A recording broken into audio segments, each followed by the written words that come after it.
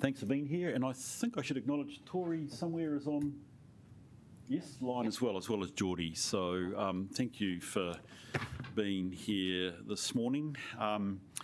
Look, it's always, I suspect we'll have a chance to say thank yous later, but it is a reasonably important day because it appears we have, and we'll obviously hear from the auditors. Fiona, I won't try and take away all your thunder that we're in a position to move towards the adoption of the annual report prior to the elections, and that is a good result.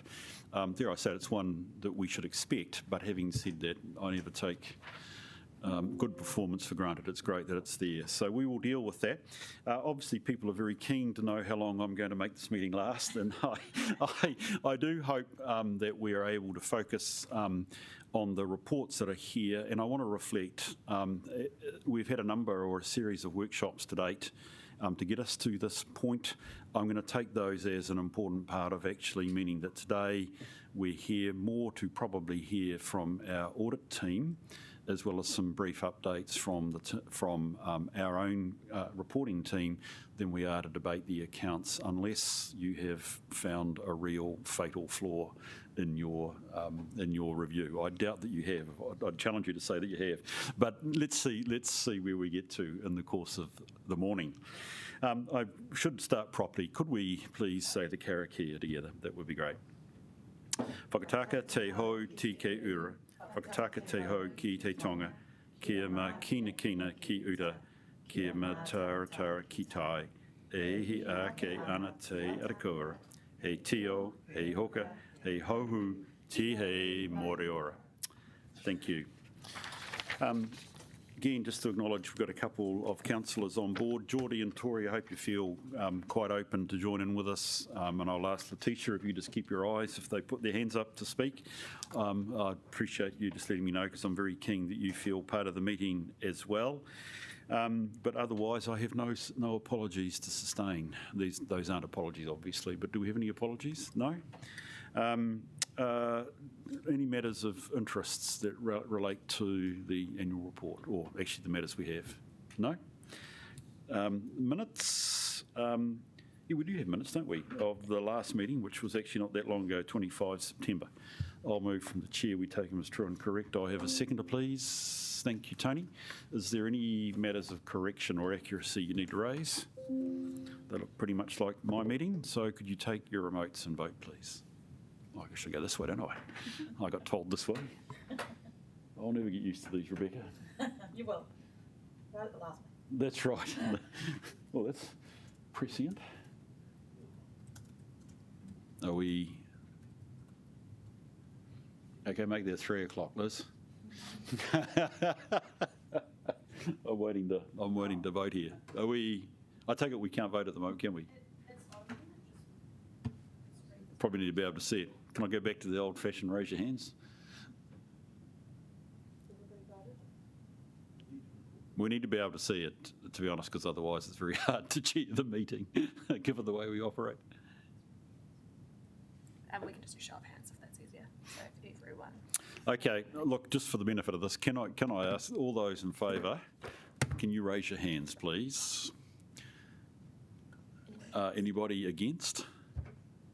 Right, can we record the motion as carried so we know? So as Tony notes, we know who has actually voted. That's tremendous. I haven't been informed of any items not on the agenda. What I would just like to intimate with the agenda is that at the end of the meeting, again, I think it's just important that we have a short time with the auditors and committee-only time, but I don't know of any particular matters we need to raise, but we will take 5 minutes after we have closed the meeting just to meet with the auditors. I haven't been informed of any public participation at all, Letitia, so that can get us then to our agenda. I have asked to reorder the agenda so that we're going to deal with the public excluded first, prior to dealing with the public items. The reason that I have asked for that is primarily, actually, is primarily around the litigation update. I asked the litigation update be presented at this meeting merely because it's important for us to understand and be able to confirm the contingency note inside the annual report, and that's why it's useful to have it. So at this point, I would like to go to the motion to move into public excluded for these two items, the Office Auditor General and the litigation report, for the reasons that are recorded. Thank you, John. Are we able to see our, or am I back to the show of hands? Not overly helpful. Can I ask that for those, sorry, is there any debate on the motion? There's no debate? Can I then ask all those in favour of the motion, could you please raise your hands? Great, the motion's carried. Thank you. So if you just let us know when we're in public excluded.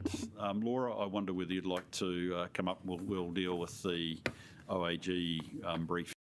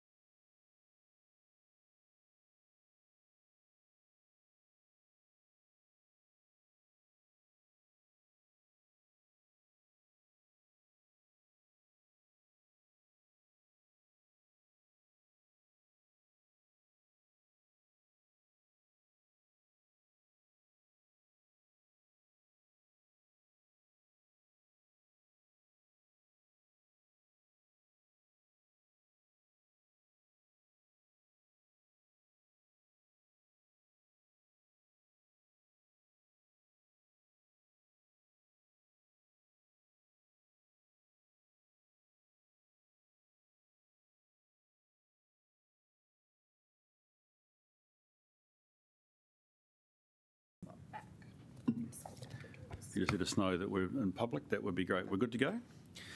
Okay, so look, thank you for that, and thank you that you enabled me to change the order. It was important.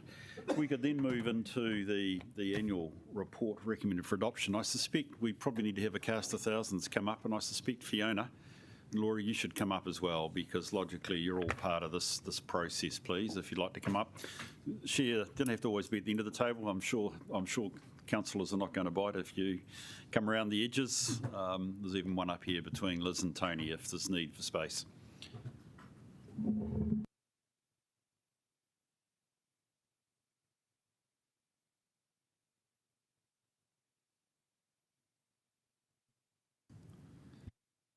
Righty, thanks. Baz, Karina, Joss, somebody's going to lead us through this, please. That'd be great. Yeah, look, I'll introduce very, very briefly. I think you've covered off most of the points earlier in the meeting. So we are very pleased to present the annual report. This is, of course, reporting on year one of the LTP that was adopted not so long ago. We have spent time on the content of the annual report, so we've had a series of workshops already and briefings with you all. And in essence, this is the culmination of all of that and bringing it back together. We also provided an update, I think at the last meeting, which was on 25 September, gave you a brief update in terms of where we're at. A lot of progress has been made since then, so we're in a very good position.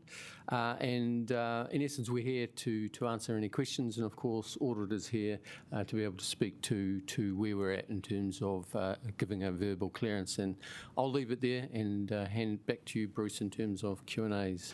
Brilliant. So look, I would, on reflection, just like to split this up. So Fiona and Laura, before we hear from you, I just would like to look at the body of the report. As I said, we've had about 3 workshops or something of that nature. Tony, I should not forget to thank you for deputising for me on Monday. So we've had a good chance to do it. I think you've probably had some feedback from us at various stages through that. Has anything substantively changed since those workshops? No, so we've continued to work with Audit, made a variety of small changes. There is something that we might discuss with Fiona in terms of Scope 3, in terms of our emission factors. So that'll come up in terms of Fiona's introduction in a minute. But apart from that, in terms of the SSPs, the content is largely the same, unless there's a couple of things that you want to raise, Jocelyn? Don't have to make a chapter and verse, Joss. It looked pretty much similar, but if there was anything. Sorry, the only substantive change is to do with the building consents that have had structural review. We had a result of 13%, but under Audit it was increased to 35%, so that's actually a good thing. Well done. Praise the Lord for an audit, eh? Okay, thank you for that. So we can take it as read that the reports that we have seen, and in effect, not that we made decisions at our workshops, but we've provided comment, we're at the direction, they're pretty much where they're at. So the critical question now is, what's the audit response? So Fiona, I think we're open to you and Laura to lead us in this. And there are 3 things that I ultimately at the end of this process would like to have covered off. One is your view on the annual report. 2, the letter of representation, which needs to be signed by Matt and Tori, and thirdly, obviously, your opinion. So in your hands, please. I mean, the annual report is very comprehensive, and I thank the Wellington City Council management for all the support that we've had in clearing this and answering queries. I know Jocelyn has certainly had to do a few changes in terms of some of the new standards that we've had to work towards, and that's been really appreciated. Issues have been dealt with quickly. We've brought work forward, which has helped immensely. In terms of where we are with the audit, we're substantially complete. As with any audit, there is always final review queries and clearing of what we call coaching notes by staff. Sometimes those can then give rise to some queries, and we might have to come back to the management team prior to the signing, but the substantive work's done. It would only be minor, and we'd be expecting maybe minor disclosure changes to result out of that. So I have provided a draft letter of representation based on where we are at the moment. So there are no uncorrected misstatements or unadjusted disclosures. It does contain reference to a modification in the audit report, or expected modification in the audit report in relation to the Scope 3 emissions. And if you remember last week, I said we got past the first hurdle, which was being able to place reliance on the step emission factors, but the second part of that was a technical review over the application of those factors. And when we did that, we found some matters that pointed to maybe more of a methodology needing to change a little bit, and some different ways of approaching things to provide better assurance around the accuracy of the results, because the way it is currently, the way those spend emissions are applied at the moment is based on the supplier, and sometimes the supplier might provide more than one service, and different emission factors will apply to those different services they provide, and especially in relation to suppliers who are doing your capital works.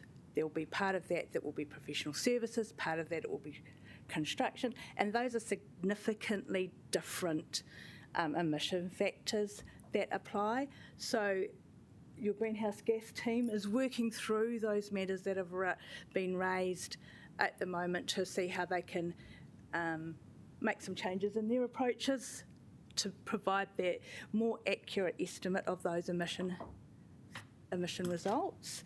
That takes time, so the decision from the management team was that you could do it now and then hold up the signing of the annual report, or we will do that work as part of clearing the greenhouse gas inventory engagement, and then we have to look at the impact on the opinion as a result of that. So that's the process that we'll be going through now, with a view to having the audit report available for your meeting on the 8th of October with that modification and wording. There'll be some changes in the annual report as a result, disclosure changes as a result of that modification, so that the wording lines up and explains the why.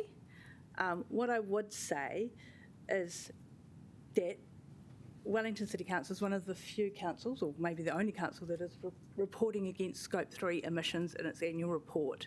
That requires a level of assurance which you don't require for your greenhouse gas inventory report, and it also means you're leading edge.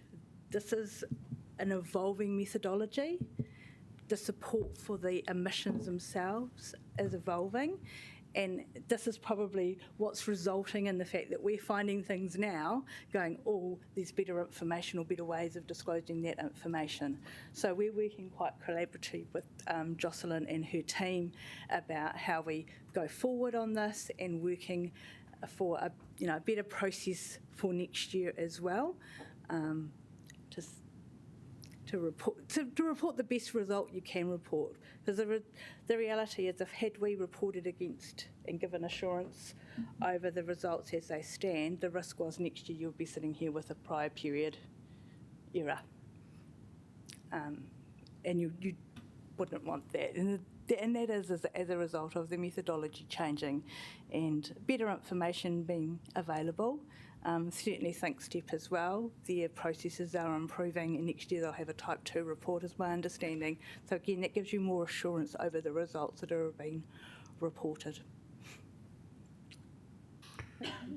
What is it, Ray? I just want to get a couple of things sort of broadly agreed with the committee.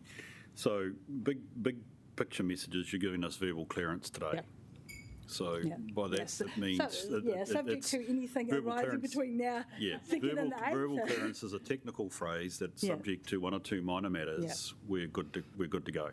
Yeah. So importantly, that means on the 8th we're able to anticipate that we will meet. We will be adopting the report. That's number one. That's really good.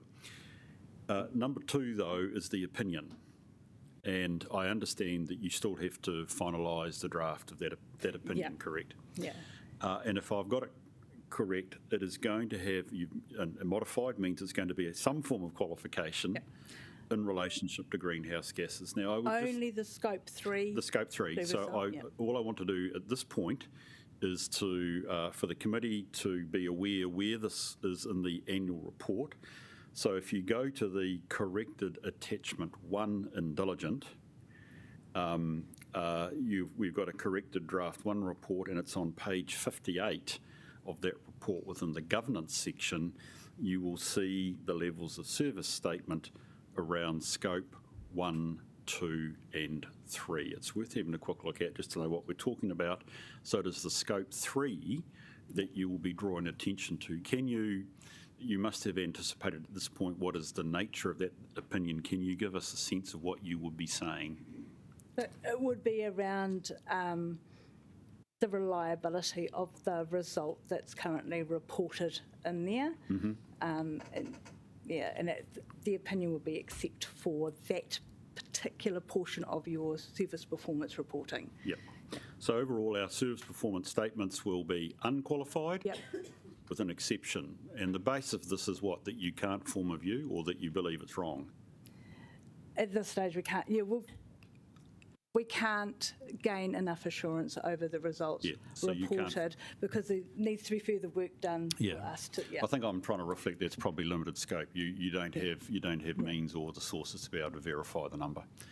Liz, if I can just get through, I've got, I think, Ray first, then you, but I just want to check. So the report is going to have a qualification in relationship to this one item, scope 3, but within the context that our SSP is unmodified, and indeed our financial statements are unmodified. Yeah. And I think I've previously spoken about the 2 emphases of matter that will be included in the opinion, but that's not modifying the opinion as such, it's just drawing it. I was getting there. So one is the 3 waters of the Metro water change. The other is so the local water's done well, and then your 3 waters fair value.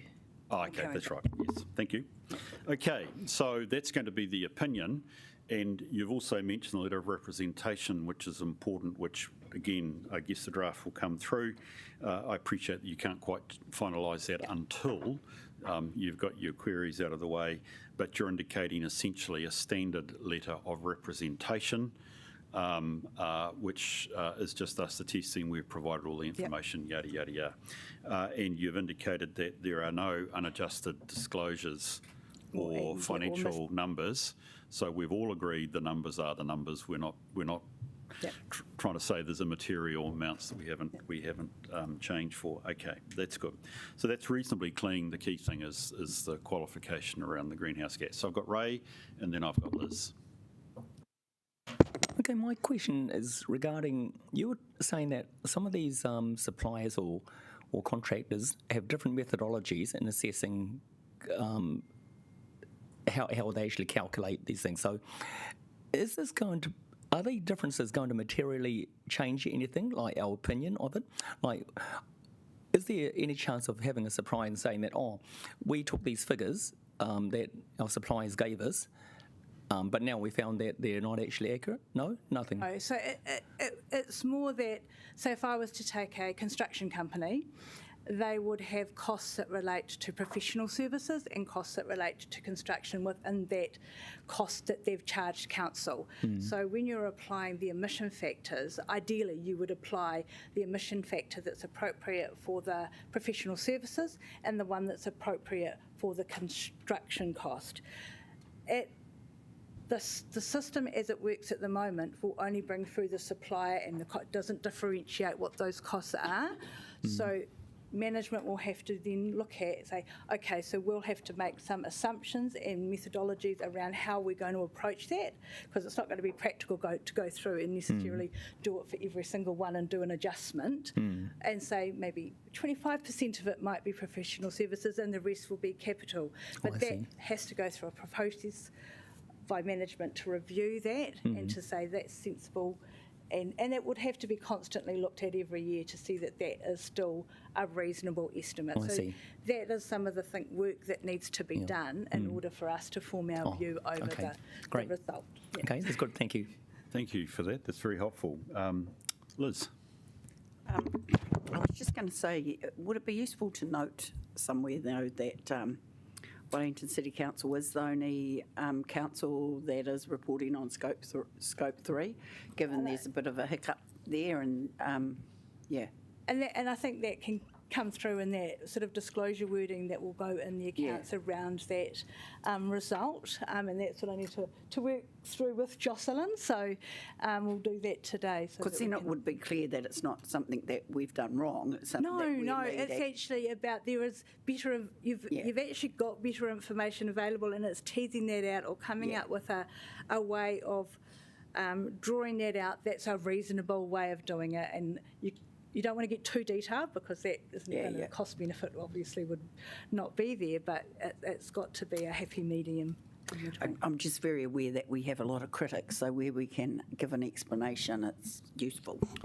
I think I'd be a bit more pointed though, Liz, here. I think though the audit opinion won't necessarily say that, will it? It's not going to say we can't say that. You can't say that in the opinion, which is actually what you would like and I would like, but we won't get that. We can note where we stand in our opinion. You can draw reference to it, but the opinion isn't going to be. It's going to be factual, which is that we can't provide sufficient evidence for you to give assurance. In your disclosure and your accounts, there can be a bit more detail. Baz, you're about to break into song. Look, yes, we do want to make that disclosure. We think it's important to do because we are leading in this space, and others will need to follow in time as well, and they'll be coming to us in the years ahead asking us how to go through these kind of processes. So I think it is something, a story worth telling. It provides the right context to the result, I think. Yeah. And well done. If I can just say from the chair, Baz, well done to the team. I'm deeply appreciative that we are trying to measure this in a cost-effective way, albeit. And Fiona, I can hear your sympathy and empathy as well. So I just want to reflect on that. Iona. Yeah, I'll just support Bruce's comments. It's great that we are the first ones doing it. Is any council in Australia, again, or Canada doing it? Like if we've can't benchmark against anyone in Aotearoa? Look, I think I want to say, Laura, you may have a help here. I think we need to be careful before we go out saying we're the only one in New Zealand trying to measure scope 3. I can't give you chapter and verse, but I'm pretty confident others are trying. Yeah, right. Okay, sorry.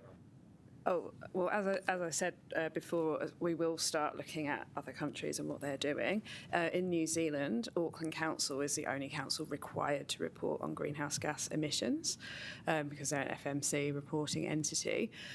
Wellington City is leading in the other councils where they've done that on a discretionary basis. There are some other councils starting to do that now as well. But Wellington City is leading. Scope 3, I'm less sure. We'll see through this round which ones, if there are any others going for Scope 3 now. But in our reporting last year, and we will continue to do so, even though we're seeing some qualifications of audit opinions because of the data and the modelling and the methodology behind it, we still commend those councils for doing that, and Wellington City for doing that. It's a good thing that you're reporting the information that you can in this space. The qualification just reflects the level of reliability of the data. But yeah, so we have said publicly that we think that's a good thing. Okay, and so Auckland can't help us out with some of the limitations that we're facing? They may be able to, yeah. Okay. Be worth talking to them, yeah. Okay, thanks. Yeah, I'd suspect they could actually, just from a bit of background for me, so I think they would. Any other questions here for either the team or indeed our auditors? No? That's good. Well, look, the fact that there aren't many questions, I think reflects what I sense has been good cooperation between our team and the auditors, which I just want to, again, reflect on and commend. Firstly, Baz and Karina and Joss, and probably the many millions of people behind you, sorry, wrong word, all the team behind you, well done. It's great that we are in the position to look for the 8th adoption, which is tremendous. And Fiona and Laura, thank you again. You've brought a new spirit to the audit. The fact that we have got here with no last-minute issues is tremendous. So thank you for that, and I'm deeply appreciative also of you and your team that we are in this position.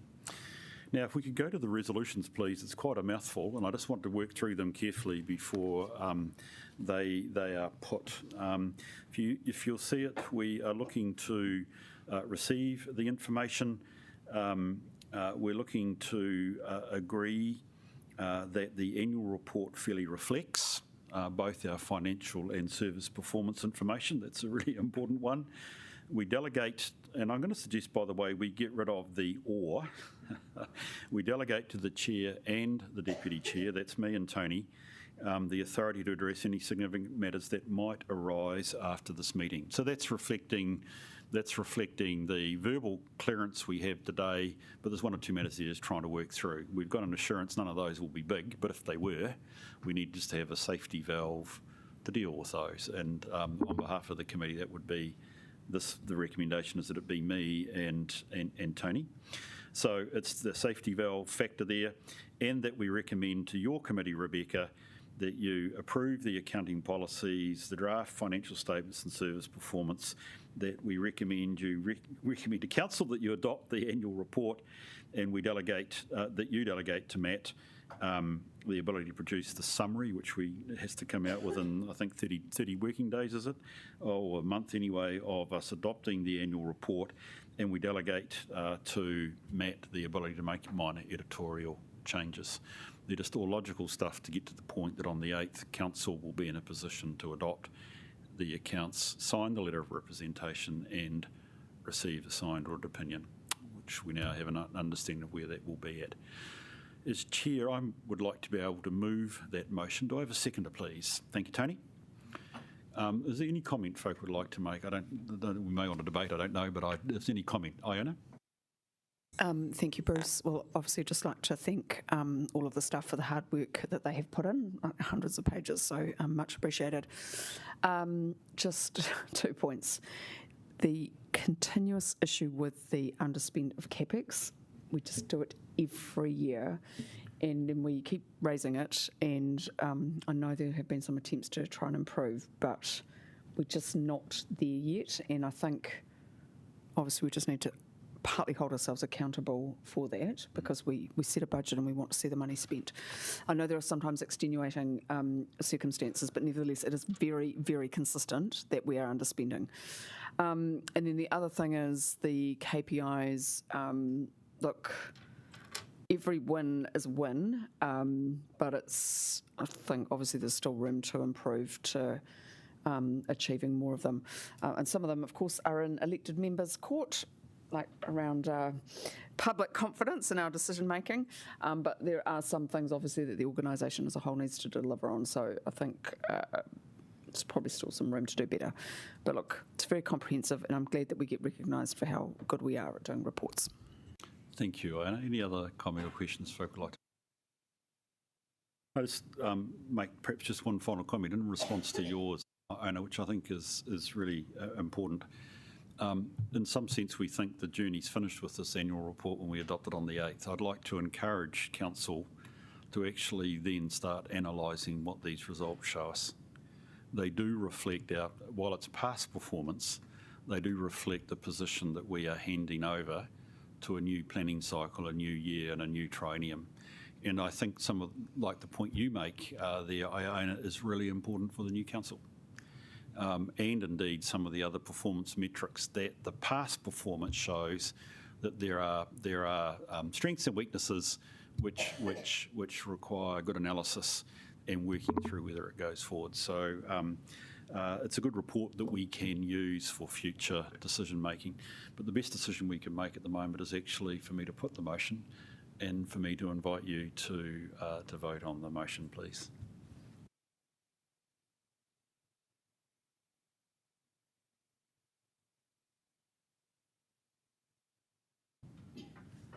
You're going to vote against? Oh, no. Well done, Ray. Thank you. The motion's carried. Appreciate that. Well, that's a good bit done.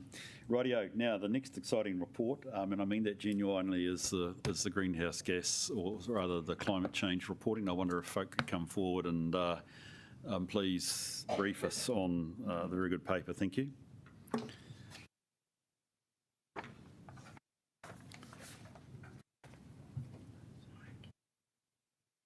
Thank you. Well done, you guys. Thank you for being here. Michael Henna, who's going to lead off? Both. You can leave to you guys.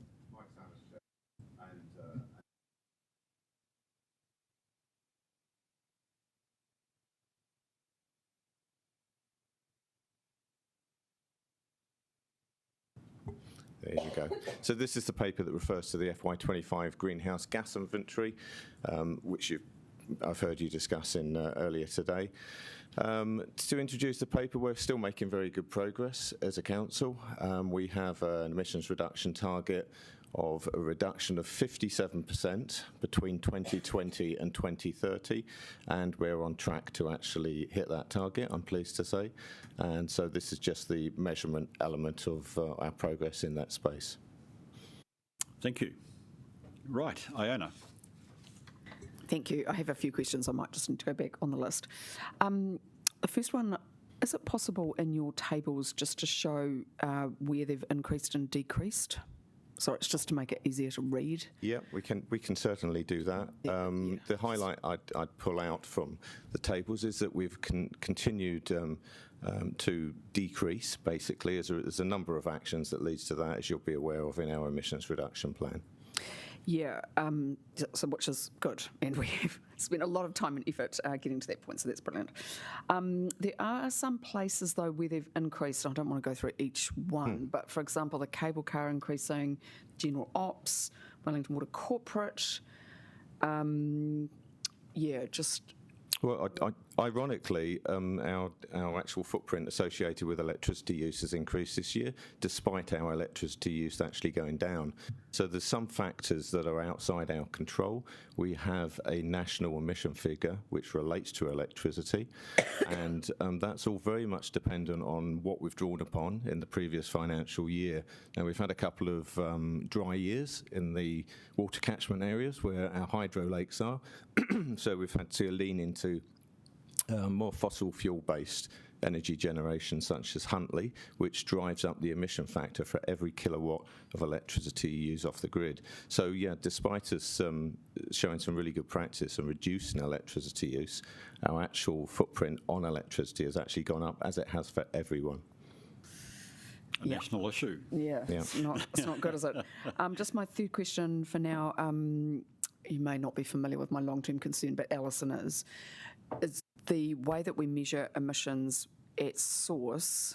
So it makes some places in the country look really bad, like, if they're doing lots of dairying, but they're not measured at the end point. And my view is that they should be shared. Because it's not fair to say, one part of the country is worse than another part. Is there any realistic way of doing that? We have to follow either ISO or the Greenhouse Gas Protocol. I'm not aware that there's that flexibility within that. It's quite prescriptive what you actually have to do in order that you have comparability between councils, private organisations, public bodies. But I can look into that for you. Okay, thanks. I'll just go back on the list. Thanks. Thank you. Are there any other questions here for the team? Look, just a wee bit of process from me, just so that I'm again fully appreciate this is a report that is separate. There is a bit of a crossover, obviously, on the Scope 3 measurement and data quality process. Do you have any comment on that? I think you're the guys that are affected most by this. So firstly, if I can ask that question, you hopefully at least sense from the chair a lot of sympathy, I think from also the auditors about the challenge. But is there any comment you could or want to make about that? Yeah, every council that does greenhouse gas reporting in the country will do an element of Scope 3. So there's 15 different categories in Scope 3, and we are attempting to be at the forefront of measuring the carbon associated with every dollar we spend as a council. So there's lots of other Scope 3 categories, such as your staff commuting. For most organisations who don't own a landfill, it's waste. That's a Scope 3 category. But so the spend associated with every dollar just covers a couple of Scope 3 categories, and we are at the cutting edge of it. But I would liken it to, what is often likened to, a carbon footprint is likened to an iceberg. So the bit you see above the water, the tiny bit, is your direct emissions. It's the gas that comes off our landfill, or the the gas that comes out of the exhaust when you're burning petrol or diesel. Scope 2 is your electricity, and those are the things you can control. Scope 3 is the bit under the iceberg, but that's the most significant part of any organisation's footprint, its supply chain, and it is inherently challenging and complex to actually measure that supply chain, but I feel we're making really good progress in that space. Great. In terms of the report, obviously you're looking to get this through council when on the 8th as well. Yes, yeah. So we're in conversation on a daily basis with Audit NZ as to the progress they're making on being able to provide us an assurance report on that. Right, so we're confident at this stage we can get there? Probably should be asking Fiona that, or whoever's doing the audit. I don't know. Sorry, Fiona. Am I able to just get a sense of that? It's trying to get it through before the 30th of November, because we do need that. That additional. You might need to come. Sorry, perhaps you come to the table. Sorry, because there are people online, Fiona, that won't hear you. That's why we need the microphone. There's two deadlines Fiona is going to talk to. One is the 30th of November, and that's our LGFA, our Local Government Finance Association, discounted loan. That's the date we have to deliver a greenhouse gas inventory with an assurance report by. And so that's our focus. That's where we think, that's where our financial risk lies. And so and we're confident from what our conversations with Audit NZ that deadline will be delivered upon.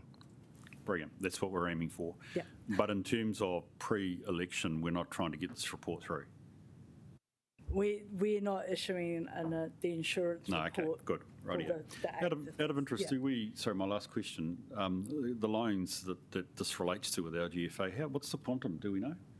I'm looking your way. It saves in terms of saving. It represents, I think, just under $100,000 of interest. Yeah. I was just wondering whether you knew the gross there. Doesn't matter. It can come later. Iona, do you have any more questions? Sorry, I'm clearly missing something. So you don't have to sign this off, but you can sign off the annual report. Microphone, please. Because the annual report, the audit report, it's expected to have a modification in relation to the scope 3 emissions. They're qualified, even though there'll be a result report in there. We're saying that we can't reliably say that result is okay. The inventory engagement, that work has been done in terms of getting that assurance over the methodology, the changes that are being made for the November period. So if that's all signed off on the 30th of November, with the next annual report, do you think it's likely it will be able to be signed off? So in the next annual report, the intention would be, and I certainly would be looking at making sure that we had done sufficient work for the reasonable assurance required for that annual report as part of the inventory engagement. Okay. That is a limited assurance engagement, but you want to be sort of not repeating the work later on, which is effectively what we would have to do this year. Yeah, okay. Next question. So just for example, in the case of dairy, I'm just trying to understand, would you be able to presumably get spend from supermarkets just to see how much people are buying? No, it's highly unlikely. In order to get a consumption-based footprint from our residents. Remember, the footprint we're talking about now is the council's footprint. I know, this isn't the city's footprint. I know, but I've got an issue with that. Yeah, but would you be able to? No, unless we had access to literally everybody's credit card and spending in the whole city, we would not be able to produce that. So I'm not aware of an organisation that does. No, I'm talking about you'd get it from the retailers. I haven't spent 10 years working for foodstuffs. I would consider that highly unlikely. One can always hope. All right. The greenhouse gas emissions by source top 11, capital goods, civil engineering, construction. I know we're trying to do lots of things, including building cycleways, but is there a way to get that down? Because it's not good. So yeah, so alternative it is very high, that element of the Scope 3 spend with our civil engineering, because it relates to all the big projects, as well as our highways maintenance. It also relates to building the town hall, the library, and so the calculation is basically based on all the different elements that go into that construction, the concrete, the steel, the glass, and all the rest of it. So I would anticipate, I don't know what the forward build programme is for the council, but I would anticipate that we will see a considerable reduction in that once we have our larger projects finished. Yeah, and obviously I did support, renewing them, but nevertheless, generally we should be using renewables. Okay. And just the last question is around the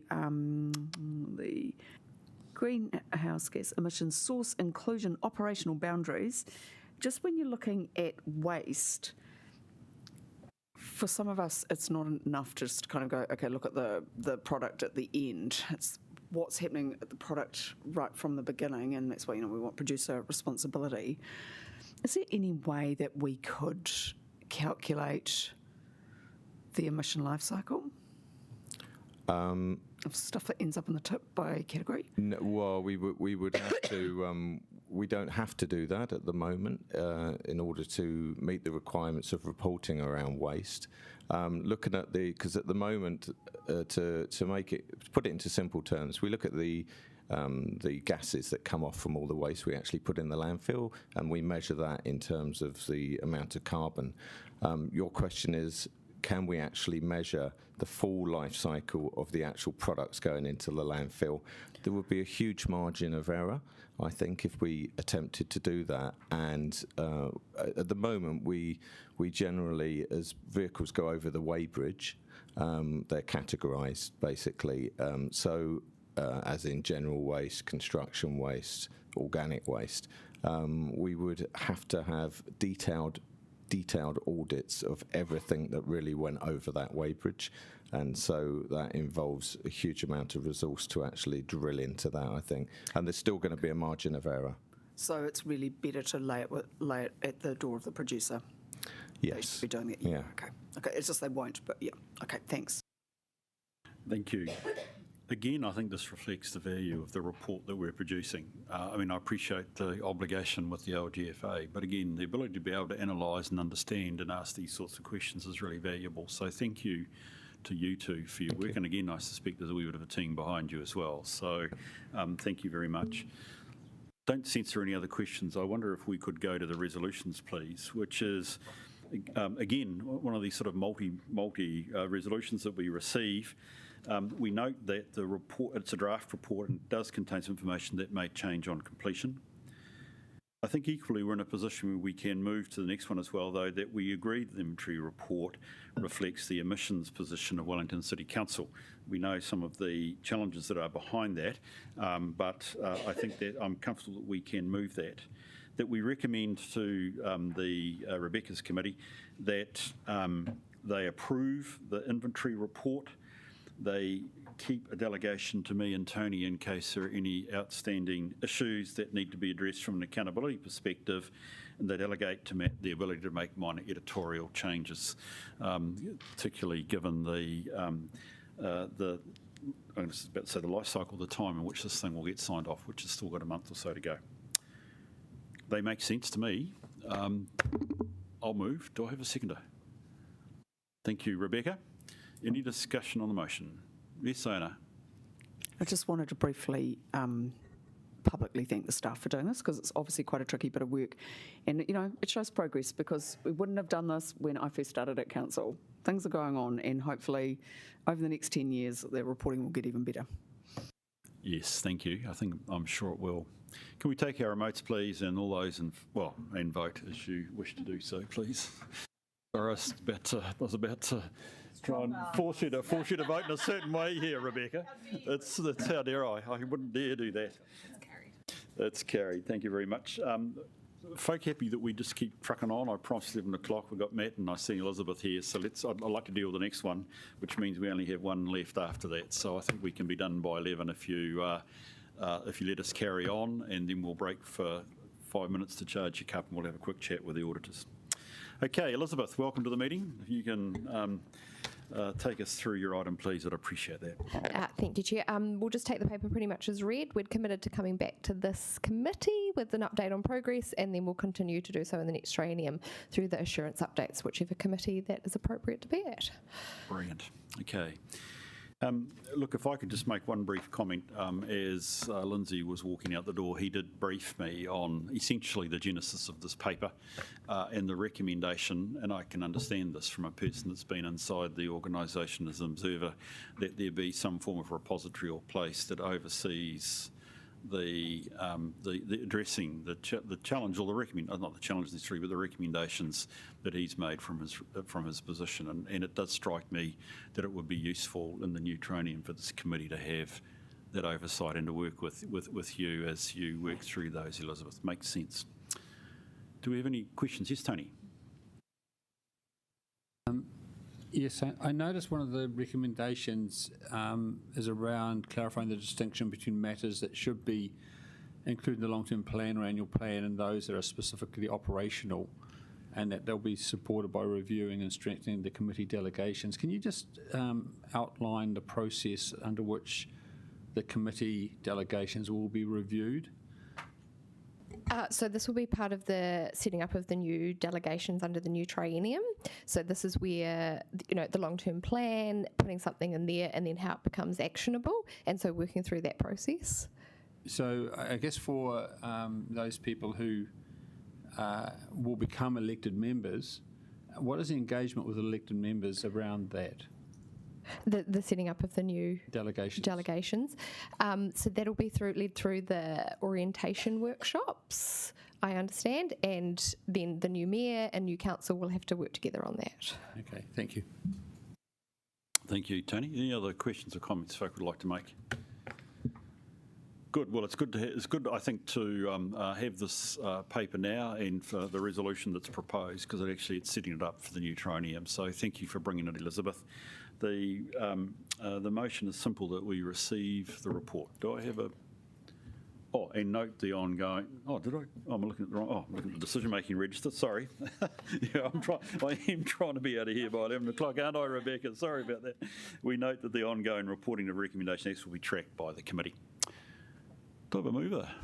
Thank you, Tony. Thank you, Rebecca. And Tony, I think you're seconding.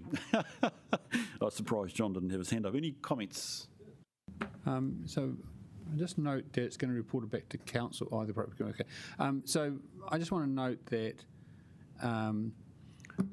the issue of the delegations was a real issue that Lindsay came across, and that I think a lot of us struggle with when we're trying to work out the airport share stuff. And so I'm really pleased that that's been identified. Lindsay's worked very positively, I know, with council officers, and including in terms of the process by which we executed and implemented our long-term plan amendment. So that's good work, but I think we do need to go back to the source and just clear up some of the matters that were highlighted in terms of the confusion that did occur. Thanks. Thanks, Tony. Any other comments or questions? Can you take your remotes, please, and vote?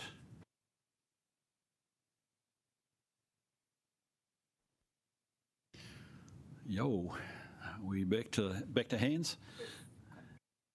Oh, there we go. Well done. Thank you.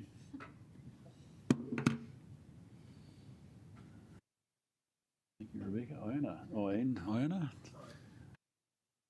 That's carried. Thank you very much. Appreciate that. Right, if we could just deal very quickly with the final paper, which is the decisions register. I did take time last night just to check on those. Given this is our last meeting for the quarter, I just wanted to make certain what we are passing over to the new council. There are 5 outstanding recommendations from this committee. They are all stated to be in progress, but there is a level of commonality about them. 2 of them relate to the proactive public release of information from this committee. It says it's in progress, and I think that's something that would be important to deal with. We've at various stages had discussions around transparency, and I would be keen to see that in the new traineum, Raina, that is something that we look at seriously. And dare I say it, probably on a case-by-case basis as we go through our papers. Two of them relate to the work that we discussed when we were doing an assessment of the committee. We need to nail the risk appetite discussions, and two of the resolutions are around that. They are overhanging. That will be a debate that will need to be held by the new committee, in fact, ideally with the new council in the new traineum. And believe it or not, the last one is a carbon credit policy, and there is a commitment to report that back to the new committee in its December meeting. So we're leaving 5 recommendations. I guess got to account what we've got today, but I think the ones today are reasonably functional, that are going to be picked up by the new committee. Are there any questions or comments on that? Yes, Ona. There was just some information that was going to be released to the public. Do you know when that will be? I don't. You mean in relationship to those old motions? There's a couple there. No, I don't know. Sorry, I haven't gone back to find out what they related to. Sorry, you might know, Letitia. I can provide a quick response if you'd like. So when we go into public excluded, particularly for the discussions with AOG and Audit New Zealand, we have that clause to say that we'll consider the release of information. So that's if there's any attachment to those. So that just needs to be actioned. That can be cleaned up quite easily. That will be done soon? Yeah. Lovely. In fact, I would be in a position, I think it's worthwhile for the new committee. Particularly the briefing that Laura gave us, I think could well be done in public, unless there was reasons not to. So that's not a criticism, by the way, that it was in PX. I was comfortable that it was, and I think it would be on a case-by-case basis. And I'd talk, the committee chair should talk to Laura on that, but that's useful public information as well. So I'd love to see that made in public as well. Okay, so look, with that, I think that is, we can sign that off, if you will. So the motion is that we receive the information. I'm going to move it. Do I have a seconder, please? Thank you, Ray.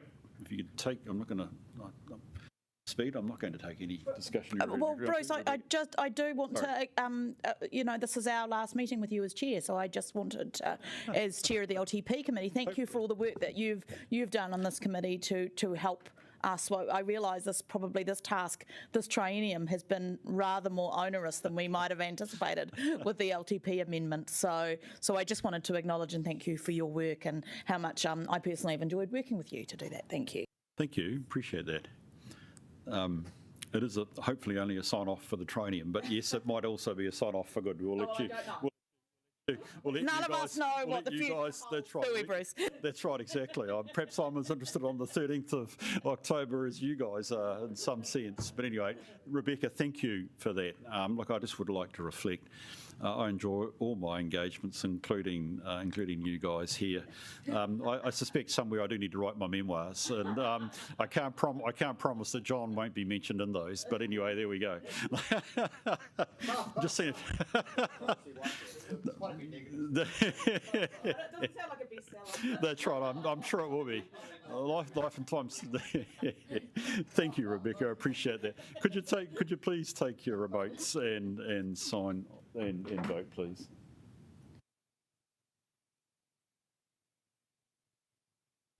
Thank you. Look, that does get us to the end of the meeting, and I would just like to remind councillors, please, if you would just, once we've said the karakia, if you'd just like to perhaps grab a cup of tea, we'll just spend 5 minutes with the auditors before we leave the room, so otherwise the meeting is closed. So could you join me, please, in the closing karakia? Unaunahi, unaunahi, unaunahi, ki te uru tapanui, kia wātea, te antanana, te wairoa, e te koia rā e rongo, whakaria a ronga, kia wātea, a e rā, kia wātea. Thank you very much. Last meeting for the triennium. There we go. Well done.